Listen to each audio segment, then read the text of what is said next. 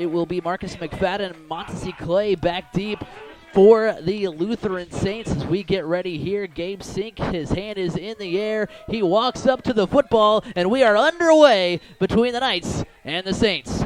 It's going to be taken by one of the up men, number 16. He's going to break through and get to about the 37-yard line. That's number 16, Logan Beard, and that is where the Saints will set up shop. Good starting field position for the Saints, but I kind of like the kick attempt there from Traders Point. I don't know if they purposely kept it away from McFadden, knowing how dangerous he might be, because that's the old Devin Hester rule where you'll give up bad starting field position more, or better than giving up a touchdown on a kickoff. Even Tony Dungy agrees with that with that line of thinking. As coming to the line is the quarterback, Blake White. He's got one man in the backfield. He's got trips to his right and one receiver to his left. Takes a snap, hands it off to McFadden, tries to go right up the middle, and there is the Traders Point defense we've come to know and love as they have shut down the run at the line of scrimmage, a gain of maybe a yard, if anything. Yeah, McFadden there, they just tried to go right up the gut, right between the tackles there, and there was absolutely nothing there for McFadden. I don't care how big you are. When 3 or 4 guys are working together to bring you down, you're not going to get through that as they go with no gain on that first run. Second down, it's another handoff to McFadden, and he is met in the backfield. Traders is not letting up as there is a horde of gray jerseys in the backfield tackling McFadden for a loss, and that sets up a 3rd and long for the Saints. Yeah, once again, they try to go right up the middle, and this time Traders Point not only breaks through, but they break through right at the snap. They got there before the offensive line was ready to block, got right in the backfield, dragged McFadden down for a 5-yard loss. 3rd down and 14. White rolls out to his right. He's got a receiver downfield. It's going to be incomplete at about the 50-yard line, and a great stand by the Knights to start things off. Well, that's exactly what you want if you're the Knights defense. You want a 3-and-out, and that was an emphatic 3-and-out if I've ever seen one. Nothing on the first run, negative yards on the second run, and an incomplete pass on 3rd and long. And there you go. That's the way the night starts off for the Knights. Luke Snow back to punt it away. Kai Johnson back at his own 40-yard line. As here is the snap. Punt is clean and away. It's a nice punt. It's going to go to about the 40-yard line. It hits a... Are they signaling that that's... Wow. They are giving it back to Lutheran. What happened on that play is that the Lutheran defender was, blocking downfield. It landed at the 40. It hits off of the Lutheran player. Then, of course, Lutheran dives on it as if it's a free ball. And right now the ruling is Saints ball. And that is one that we kind of saw clear as day. It did not hit a Traders Point player first, as, of course, is the call. And so we'll see what the official ruling is. As we have a official meeting in the middle of the field. We'll see what the call will be. And they are going to officially give the ball back to Traders, which is the right call. I mean, and that's good to see because we don't have the advantage of instant replay. And I mean, it's a bang-bang play. It's not something that, would have been, malicious or anything like that. It's just a thing where, you think you see one thing, one guy calls it, you bring everybody together, you come to the right conclusion. And it's nice to see that happen where, you don't kind of have that already bad taste in your mouth. And I'll tell you what, you think this game is important. Coach Stevenson was the first one off that sideline as soon as they called it Lutheran ball. Stevenson was the first one off that sideline, giving it to the officials. I don't know if I've seen him do that all year long, and we do it on essentially the first offensive possession for the Knights here tonight. This is a huge game, folks. 10:44 to play, first quarter. First down and 10 for the Knights at their own 39. David Hart is going to take the snap. He's going to look to the right. He's going to pass it to Kai. Kai's got a wide open field in front of him. He's to the 30. He's to the 25, 20. Kai's going to go. First play of the game. First play of the game for the Knights, and Kai's in the end zone. 61 yards on the play. Wow! What an unbelievable play. Oh, my God. Kai Johnson rolls out like he's going to be a lead blocker for David Hart, and he's never touched. He just ekes out. Nobody picks him up. Hart plants his feet down, does a little shimmy, just kind of lobs it up there. Kai Johnson has nobody within 20 yards of him until he gets within the red zone, and he walks in untouched, 61 yards. What a start to this Week 9 matchup. Here we go, folks. Gabe Sink on for the extra point. His kick is up, and it is good. No good. And so it will be 6-0. He did miss. He was 3 for 7 last week. He did miss 4 of them, so that'll be something to watch. But with 10:35 to play in the first quarter, it is Traders Point 6, Lutheran nothing. You're listening to Traders Point Christian Football on IndianaSRN.org, where you're always in the game. Craig Collins, Chris Simmons back at Witham Field. Gabe Sink, about to kick off the football here. 10:35 to play in the first quarter. Traders up 6-0. It's a long kick by Sink. It's going to go into the end zone for a touchback. And that is where the Saints will take over in this second possession of the first quarter. First quarter brought to you by Burtner Electric. We take pride in our customers. Our customers are always first. Call 317-773-7663. Well, couldn't ask for a better start so far on this one for the Traders Point Knights. They get the first. I don't know how the coin toss went, but they're on defense first, and they force a 3-and-out. One play, 61 yards when they get the ball for a touchdown, and now a touchback to set up Lutheran on the 25-yard line, or 20-yard line rather. So here comes the Saints. Here's the snap by White. He's going to look for the pass. He's got a man downfield. If he can hit him, it's going to be to number 4 on the reception. Who stays in bounds. What a move. He makes a juke. He's going to score. It's going to be the perfect answer for the Saints. As back the other way, an 80-yard touchdown pass. That's to Jalen Elliott. And the Saints answer right back. Wow, what a pass there from Blake White. Saw Jalen Elliott, that is, saw him down the sideline get one-on-one coverage, and he saw him get inside and get one step ahead of his defender, put the ball in a perfect spot for Jalen to catch that one, and once Elliott caught that one, made a perfect sideline move to just kind of do a back juke and stop himself on the dime, let his defender run by him, and then he waltzed the rest of the way into the end zone. What an answer. And here is the extra point. This is going to be by number 30, Micah Matz. Here's the snap, ball down, kick on its way, and it is good. So with 10:21 to play, it is Indianapolis Lutheran 7, Traders Point 6, and we will go ahead and just keep it here. We're going to do, though, a quick read, as if you want to help us put more games on the World Wide Web, we're looking for sponsors. Contact us at coach@IndianaSRN.org. Be part of the IndianaSRN team. So after the emphatic 3-and-out, you have the big 61-yard touchdown, but then on the other end, you have an 80-yard touchdown. So both teams kind of answering themselves. We're kind of back down to earth a little bit, as now everybody can kind of calm down, take a breath, and then get settled in for this game that already looks like it's going to be a tough showdown to the end. Yeah, this if the first few series are any indicator on how this game's going to go, we're going to see a barn burner of a 50-49 kind of game. Right.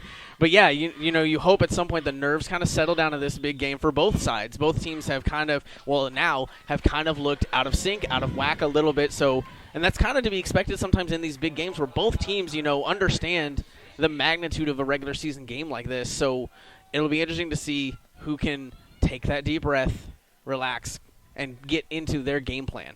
Michael Joseph to kick things off for the Saints, as we've had a different guy kicking extra points, punting, and kicking off. So it's kind of an interesting thing to see here. As Lutheran kicks things off, you can hear a pin drop in the stadium right now. It is very quiet as the kick is deep. It's going to be back to, I believe that's Kai. He's going to bring it around the edge. That's Bartles, actually. Bartles is going to bowl through to about the 38-yard line. So I thought I was going to have to bring out my master's voice there as the putt goes onto the green. We give a little golf clap. What a great return there by Ben Bartles, getting all the way up to about the 43-yard line. What folks. A return. Yeah, setting up a great offense. Okay, I can't do that any longer. The green jacket is in reach.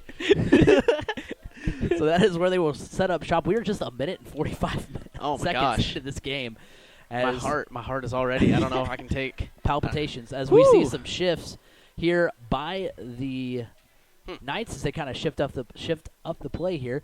Here's the handoff to Kai Johnson. He's around the edge. He's going to cut up field, and he's going to get up to the 50-yard line. A nice 7-yard run on his first attempt of the game, and that'll set up the Knights with 2nd and short. Yeah, there you go. That's the Kai Johnson we've come to know and love on this Traders Point offense. Is he just picks up chunks every time he seems to touch the ball. Sometimes it's 4, sometimes it's 7 like that time, and sometimes he breaks it and goes 30, 40 yards. It's just, but he's so smart with the ball when he's running. So 2nd down and 4. Here's the snap by Hart. He's looking. He's going to pass. No, he's going to tuck it and run now. He's to the 50. Tries to get away from the Lutheran tackle, but that is a great tackle by number, I believe that's 78. And he will get a yard, but not much else. Yeah, and it looked like he was going to break that. Hart was going to break that right up the middle as the Saint defender just kind of stuck his arm out, and Prayer answered, really stuck his arm out and was able to grab onto Hart and able to drag him down just by that one arm. So that was what an impressive tackle there. Usually Hart is not easy to bring down at all. So 3rd down and 3 from just past the 50-yard line. Hart with nobody in the backfield with him as he puts out Kai out to the left. He's going to have Kai downfield. Kai is going to make the catch at the 25-yard line, inside the 20 now to about the 15. A great read as he sent Kai to the line of scrimmage, who runs a great route over the middle, makes the catch, and gets it to the 16-yard line. Wow, just an unbelievable call and a gutsy play there on 3rd down.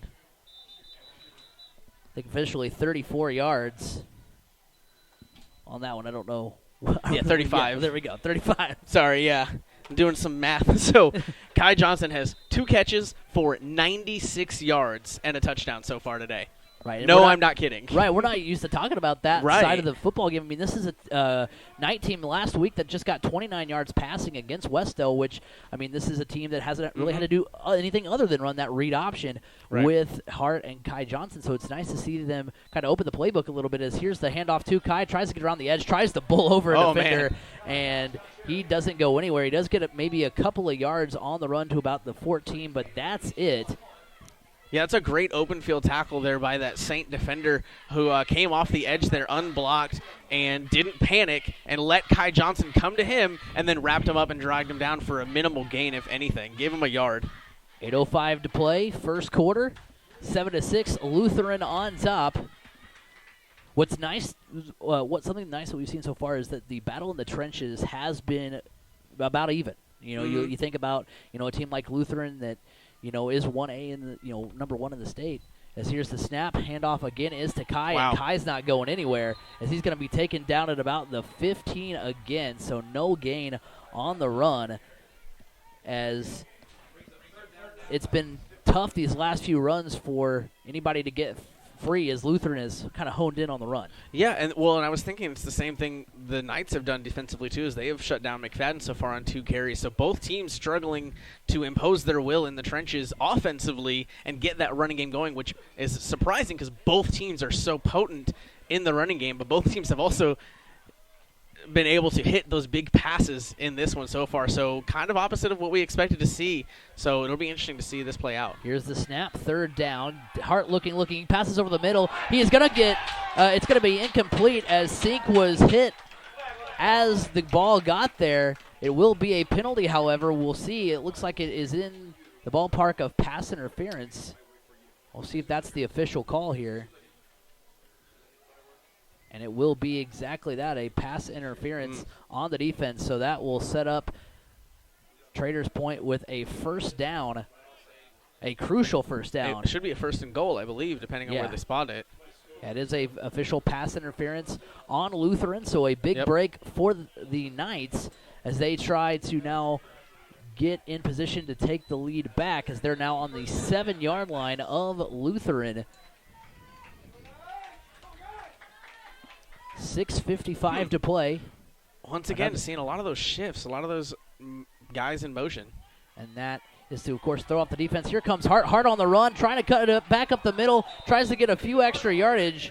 Wow. And he will be taken down maybe around the 5 or 4-yard line. They will give him the 4, a 3-yard run. by David Hart. And those are some tough 3 yards that he had to pick up there. Broke one tackle right at the line of scrimmage and then picked up those 3 yards, and as he did was met by a gaggle of Saint defenders there to wrap him up and bring him down, which is what you need most of the time to bring down a guy like David Hart. 6:12 to play in the first quarter, 2nd and 4 on the 4-yard line. As we see, I believe that's Eli Underwood in the backfield. Eli Underwood's going to get the handoff. No, it's going to be a pitch to Kai Johnson, and Kai's going to get in the end zone for a touchdown. It was a fake handoff to Eli and then a pitch, but we do see a flag on the field. We'll see what that flag is for. That came in real late.